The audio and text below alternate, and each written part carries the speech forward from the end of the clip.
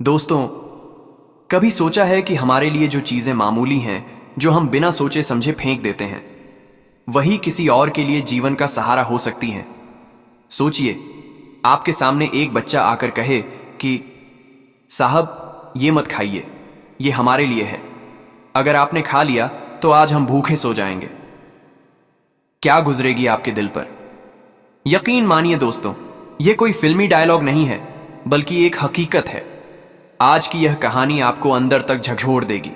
एक मासूम बच्चे की भूख, एक छोटे से ब्रेड पकौड़े की कीमत और एक ऐसे इंसान की इंसानियत जिसने दो अनजाने बच्चों की जिंदगी हमेशा के लिए बदल दी। दोस्तों, यह सच्ची घटना है उत्तर प्रदेश के बुलंद शहर की। सुबह का वक्त था, बाजार में हलचल थी। लोग अपनी अपनी रोजी रोटी के लिए भाग दौड़ कर रहे थे। बाजार के एक कोने में थी एक पुरानी सी चाय और ब्रेड पकौड़े की दुकान। दुकान के बाहर लकड़ी की टूटी फूटी बेंच, लोहे का पुराना तंदूर और एक बड़ा सा तवा। चारों तरफ गर्म तेल की खुशबू फैली हुई थी। लोग चाय पीते, बातें करते और जल्दी जल्दी अपने काम पर निकल जाते। लेकिन उसी दुकान के कोने में बैठा था एक छोटा सा बच्चा। उम्र होगी 8 साल। चेहरा मासूम, लेकिन आंखों में एक गहरी थकान। कपड़े मैले, पैरों में टूटी हुई चप्पल और बाल बिखरे हुए। उसका नाम था आर्यन। आर्यन उस दिन दुकान पर अकेला बैठा था, क्योंकि दुकान के मालिक शंकर हलवाई किसी काम से बाहर गए हुए थे। आर्यन वहां रोज आता था। कभी बची हुई रोटियां मिल जाती, कभी ब्रेड पकौड़े। वो और उसकी छोटी बहन इन्हीं टुकड़ों से पेट भरते थे। दोस्तों, जरा सोचिए, जिस उम्र में बच्चे स्कूल में पढ़ाई करते हैं, खिलौनों से खेलते हैं, उसी उम्र में आर्यन पेट भरने की जद्दोजहद कर रहा था। तभी अचानक बाजार में एक सफेद कार आकर रुकी। कार से उतरा एक नौजवान। नाम था आकाश वर्मा। उम्र होगी 26 साल। कपड़ों से वो बेहद सलीकेदार और संभ्रांत दिखता था, लेकिन चेहरे पर अकड़ नहीं, बल्कि एक अपनापन था। आंखों में गहराई और दिल में सच्चाई साफ झलक रही थी। दोस्तों, आकाश कोई आम इंसान नहीं था। वो एक सफल बिजनेसमैन था, पर उसकी आदत थी कि वह अक्सर बड़े रेस्टोरेंट्स छोड़कर छोटी दुकानों से ही खाना खाता था। उसका मानना था कि जब हम छोटे दुकानदारों से खरीदारी करते हैं तो हम सिर्फ खाना नहीं खरीदते, बल्कि किसी की उम्मीदों को जिंदा रखते हैं। आकाश ने इधर उधर देखा और आवाज लगाई, भाई साहब, जरा 2 ब्रेड पकौड़े और चाय बना दीजिए। लेकिन दुकान खाली थी। आर्यन चुपचाप बेंच पर बैठा उसे देख रहा था। आकाश ने मुस्कुराते हुए पूछा, अरे बेटा, दुकानदार कहां गया? आर्यन थोड़ा हिचकिचाया, फिर बोला, साहब, अंकल बाहर गए हैं, आप चाहें तो इंतजार कर सकते हैं। आकाश हंसा और बोला, भूख लगी है बेटा, इंतजार तो कर लूंगा, लेकिन क्या ब्रेड पकौड़े अभी मिल सकते हैं?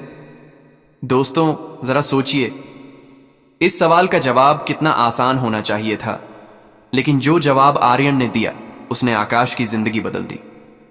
आर्यन ने धीमी आवाज में कहा, साहब, आप मत खाइए, ये ब्रेड पकौड़े, ये आपके लिए नहीं है। आकाश चौंक गया। उसने सोचा शायद बच्चे को मजाक करने की आदत है।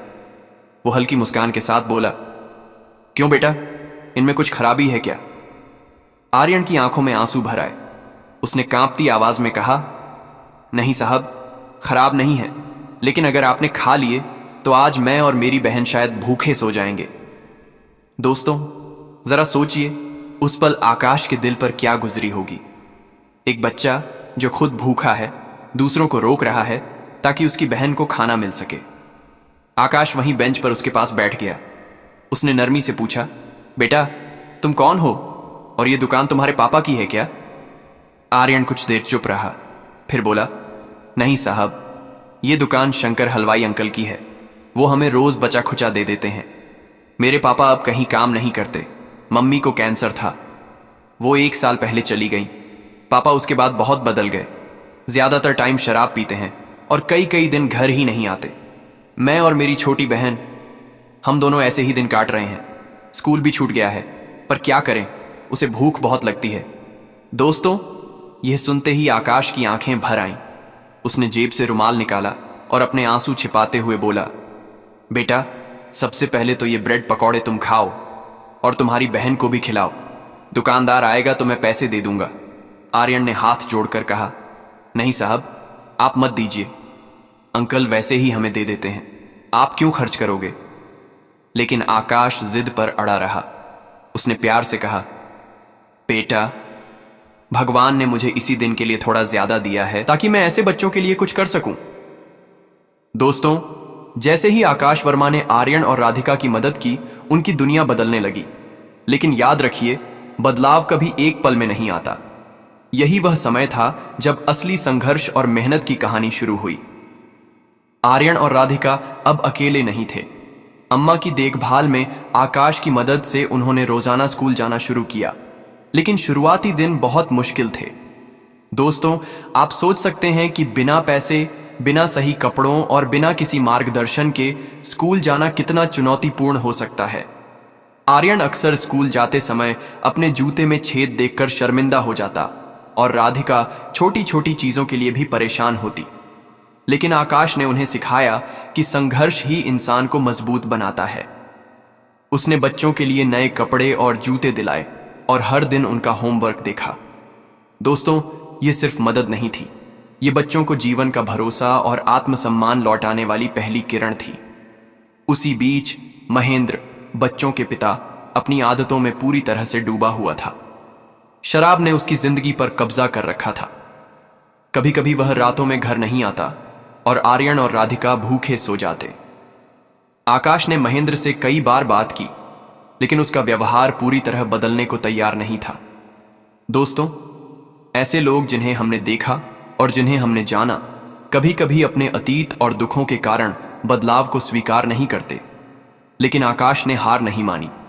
उसने महेंद्र को दिखाया कि बच्चों की जिंदगी में योगदान देना सिर्फ जिम्मेदारी नहीं, बल्कि प्यार और सम्मान की बात है।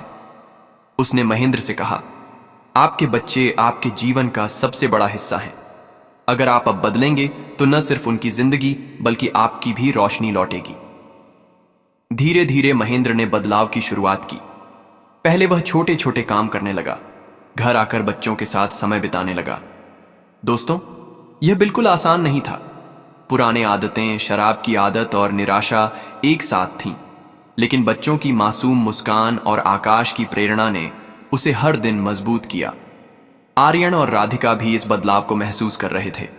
धीरे धीरे उनके चेहरे पर वो मासूम मुस्कान लौट आई जो लंबे समय से खो चुकी थी। दोस्तों, यही असली प्रेरणा है। जब घर में प्यार और सुरक्षा होती है तो बच्चे अपने सपनों के लिए आगे बढ़ते हैं। स्कूल की शुरुआत भी आसान नहीं थी। आर्यन को पढ़ाई में थोड़ी मुश्किल होती थी, लेकिन आकाश हर दिन उसे बैठकर समझाता। राधिका भी धीरे धीरे पढ़ाई में आगे बढ़ी। दोस्तों, ये वो समय था जब उन्होंने सीखना, मेहनत करना और उम्मीद रखना शुरू किया। महेंद्र अब हर सुबह 5 बजे उठकर मजदूरी करने जाता। थकान उसके बदन पर थी, लेकिन उसके चेहरे पर अब आत्मसम्मान और जिम्मेदारी की चमक थी। दोस्तों, यही असली बदलाव है। जब इंसान अपनी गलतियों को स्वीकार करके सही कदम उठाता है तो वह अपने बच्चों के लिए एक उदाहरण बन जाता है। आकाश भी हर हफ्ते आकर बच्चों की प्रगति देखता। उसने सिर्फ पैसे नहीं दिए, बल्कि उन्हें जीवन के मूल्यों, आत्मविश्वास और प्रेरणा की शिक्षा भी दी। आर्यन अब स्कूल में टॉप करने लगा और राधिका भी तेजी से आगे बढ़ रही थी। दोस्तों, यही साबित करता है कि अगर सही मार्गदर्शन और प्यार मिले तो कोई भी बच्चा अपनी परिस्थितियों से ऊपर उठ सकता है।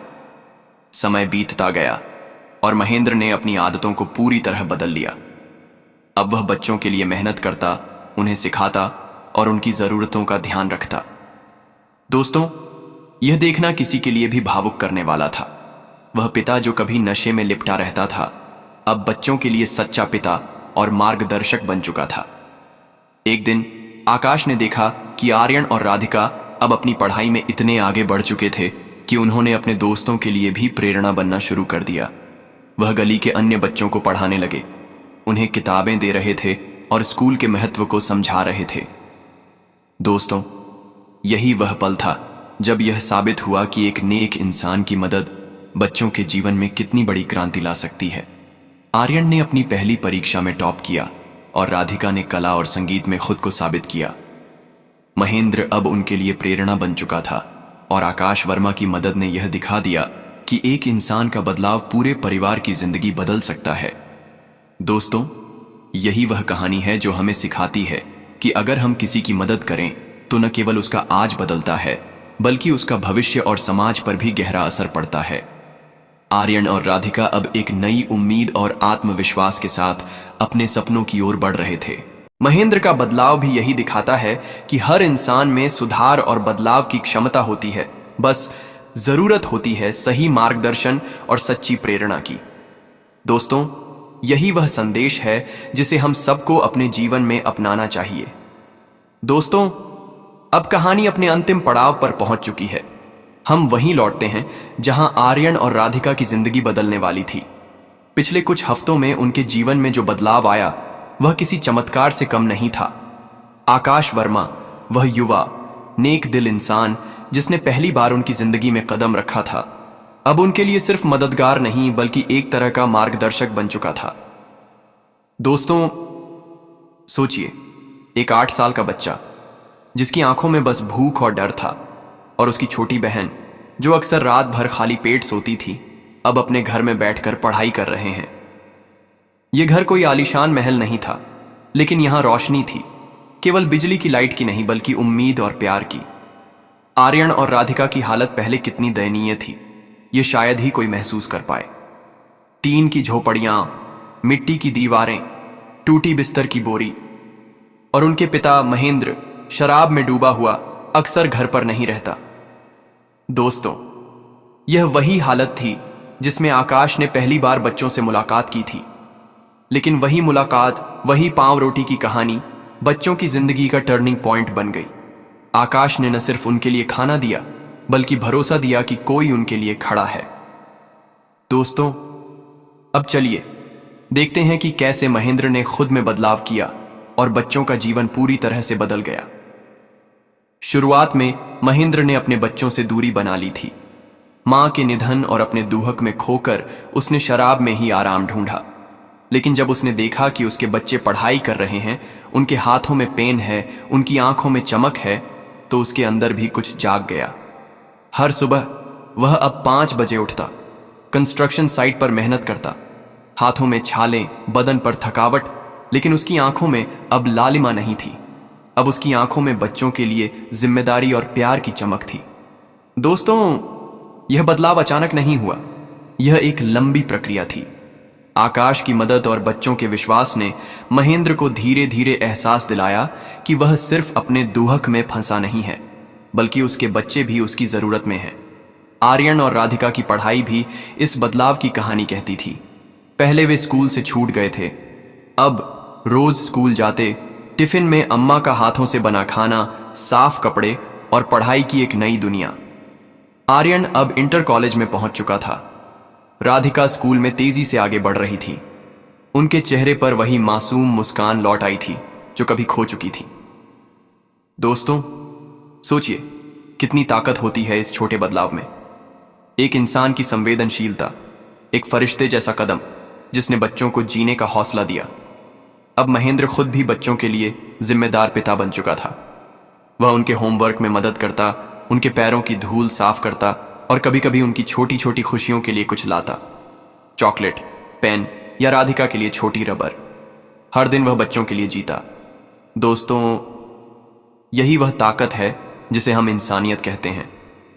कभी कभी एक छोटी सी मदद, एक सही वक्त पर किया गया सही काम किसी की पूरी जिंदगी बदल सकता है।